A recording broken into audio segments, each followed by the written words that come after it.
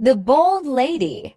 My aunt was a big woman, very tall, with a strong mind and will.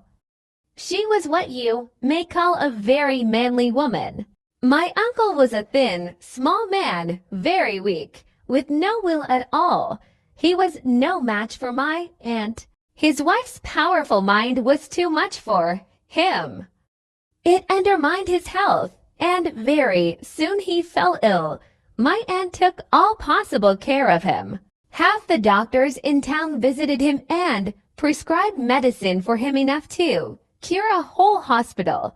She made him take all the medicines prescribed by the doctors. But all was in vain. My uncle grew worse, and one day she found him dead. My aunt was very much upset by the death of her poor dear husband. Perhaps now she was sorry that she had made him take so much medicine and felt, perhaps, that he was the victim of her kindness. Anyhow, she did all that a widow could do to honor his memory. She spent very much money on her mourning dress. She wore a miniature of him about her neck as large as a small clock, and she had a full-length portrait of him always hanging in her bedroom. All the world praised her conduct. A woman who did so much to honor the memory of one husband deserves soon to get another, said my aunt's friends.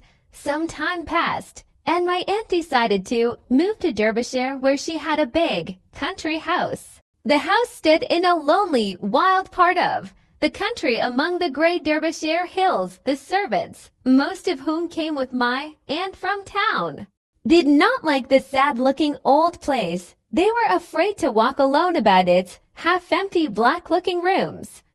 My aunt herself seemed to be struck with the lonely appearance of her house. Before she went to bed, therefore, she herself examined the doors and the windows and locked them with her own hands. Then she carried the keys from the house, together with a little box of money and jewels, to her own room. She always saw to all things herself. One evening, after she had sent away her maid, she sat by her toilet table arranging her hair, for, in spite of her sorrow for my uncle, she still cared very much about her appearance. She sat for a little while looking at her face in the glass, first on one side, then on the other. As she looked, she thought of her old friend, a rich gentleman of the neighborhood, who had visited her that day, and whom she had known since her girlhood. All of a sudden she thought she heard something move behind her. She looked round quickly, but there was nothing to be seen, nothing but the painted portrait of her poor, dear husband on the wall behind her. She gave a heavy sigh to his memory, as she always did whenever she spoke of him in company, and went on arranging her hair. Her sigh was re-echoed. She looked round again, but no one was to be seen. Oh, it is only the wind, she thought, and went on putting her hair in papers. But her eyes were still fixed on her own reflection, and the reflection of her husband's portrait in the looking-glass. Suddenly it seemed to her that in the glass she saw one of the eyes of the portrait move. It gave her a shock.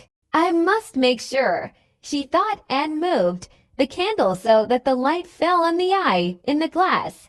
Now she was sure that it moved. But not only that, it seemed to give her a wink, exactly as her husband used to do when he was living.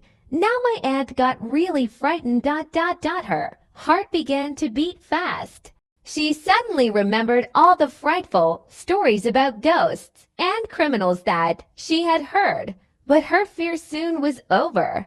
Next moment, my aunt, who, as I have said, had a remarkably strong will, became calm.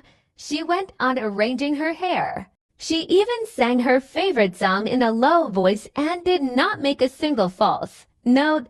She again moved the candle, and while moving it, she overturned her work box. Then she took the candle and began, without any hurry, to pick up the articles, one by one from the floor. She picked up something near the door, then opened the door. looked for a moment into the corridor as, if in doubt whether to go, and then walked quietly out. She hurried down the stairs and ordered the servants to arm themselves with anything they could find. She herself caught up a red-hot poker and, followed by her frightened servants, returned almost at once. They entered the room. All was still and exactly in the same order as when she had left it. They approached the portrait of my uncle, pulled down that picture, ordered my aunt. A heavy sigh was heard from the portrait. The servants stepped back in fear. "Pull it down at once," cried my aunt impatiently. The picture was pulled down and from a hiding place behind it, they dragged out a big, black-bearded fellow with a knife as long as my arm. But, trembling with fear from head to foot, he confessed that he had stolen into my aunt's room to get her box of money and jewels when all the house was asleep. He had once been a servant in the house, and before my aunt's arrival had helped to put the house in order. He had noticed the hiding place when the portrait had been put up. In order to see what was going on in the room, he had made a hole in one of the eyes of the portrait. My aunt did not send for the police. She could do very well without them. She liked to take the law into her own hands. She had her own ideas of cleanliness also.